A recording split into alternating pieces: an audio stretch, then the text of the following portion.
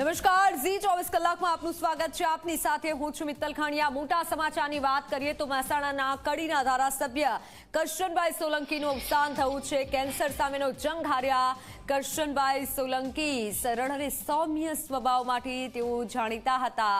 ધારાસભ્ય હોવા છતાં વિધાનસભા જવા સરકારી બસનો ઉપયોગ કરતા હતા. મત વિસ્તારમાં ખૂબ જ લોકપ્રિય ધારાસભ્ય હતા. મુખ્યમંત્રી ભૂપેન્દ્ર પટેલ કરશનભાઈને શ્રદ્ધાંજલિ પાઠવા સવારે 10:30 કલાકે તેમની અંતિમ યાત્રા વતન નગરાસણ ખાતે જશે. કરશનભાઈના અંતિમ સંસ્કાર કરવામાં આવશે, જેમાં ભૂપેન્દ્ર પટેલ પણ જવાના છે. ત્યારે ધારાસભ્ય હોવા છતાં વિધાનસભા જવા સરકારી બસનો તેઓ ઉપયોગ કરતા હતા. ફોનલાઈન પર સંવાદદાતા તેજસ જોડાઈ ચૂક્યા છે. તેજસ, ધારાસભ્ય કરશનભાઈ સોલંકીનું નિધન થયું છે, વધુ જાણકારી. બિલકુલ મિત્તલ, કહી શકાય કે એક સૌમ્ય અને સરળ સ્વભાવના ધારાસભ્ય જે છે તે કડી વિધાનસભાના લોકો જે છે આજે ગુમાવ્યા છે. કડી ધારાસભ્યનું નિધન થતા હાલમાં લોકોમાં પણ એક જે છે તે શોકની લાગણી ચોક્કસથી પ્રસરી ગઈ છે.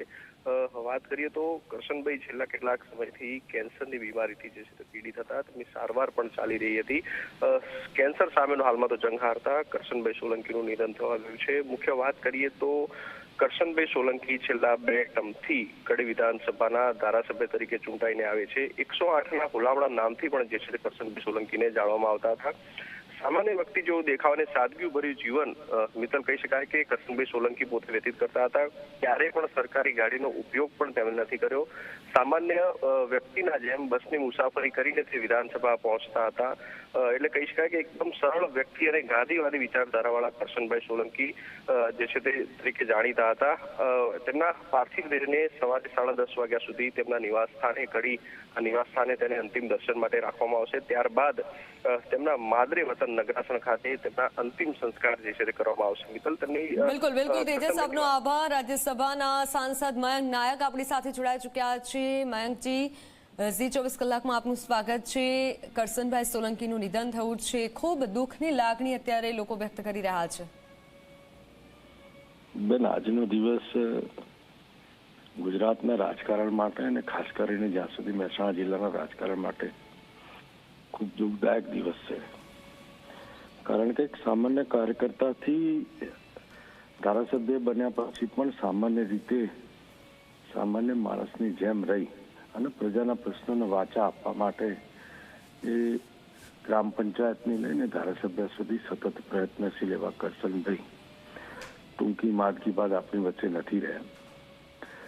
રાજનીતિમાં ઘણા લોકો વર્ષોથી રાજનીતિ કરે છે, પરંતુ કરશનભાઈ જે પ્રકારે પ્રજાની રાજનીતિ, પ્રજાના પ્રશ્નો માટે સતત પ્રજાની વચ્ચે રહેતા હતા, એમનું સાદગી અને સાતત્યપૂર્ણ જીવન એ જ આવનારા દિવસો માટે રાજકીય કાર્યકર્તા તરીકે, સામાન્ય પ્રજા તરીકે એમના જીવનનો એક સંદેશ છે કે પદ પ્રતિષ્ઠા ગમે તેવી હોય, પરંતુ પ્રજાની વચ્ચે, પ્રજાના દુઃખે દુઃખી, પ્રજાના સુખે આપણે સુખી રહીએ.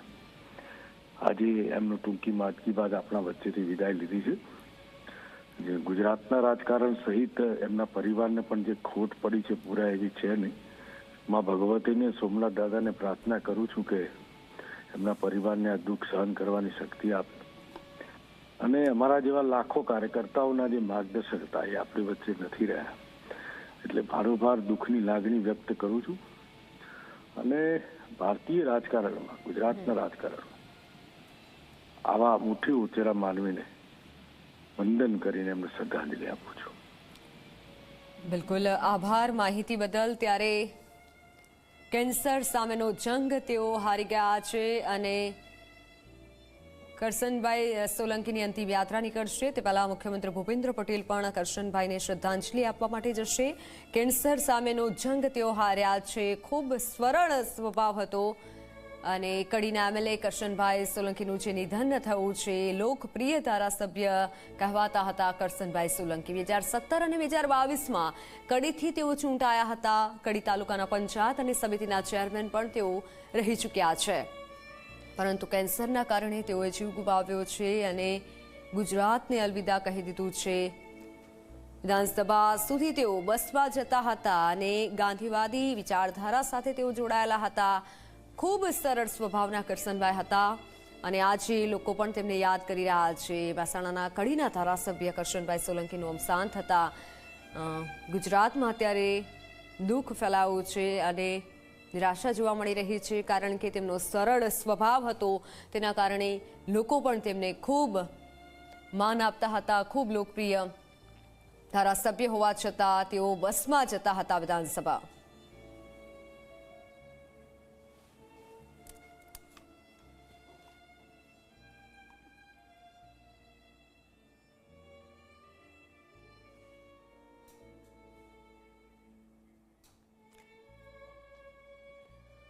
તો આ તરફ CR પાટીલે પણ એક્સ પર પોસ્ટ કરી શ્રદ્ધાંજલિ આપી છે. સરળ અને સૌમ્ય સ્વભાવ માટે જાણીતા કરશનભાઈ સોલંકીને શ્રદ્ધાંજલિ આપી છે. કેન્સરના કારણે તેઓએ જીવ ગુમાવ્યો છે. તેમના મત વિસ્તારમાં અત્યારે ખૂબ દુઃખ ફેલાયું છે.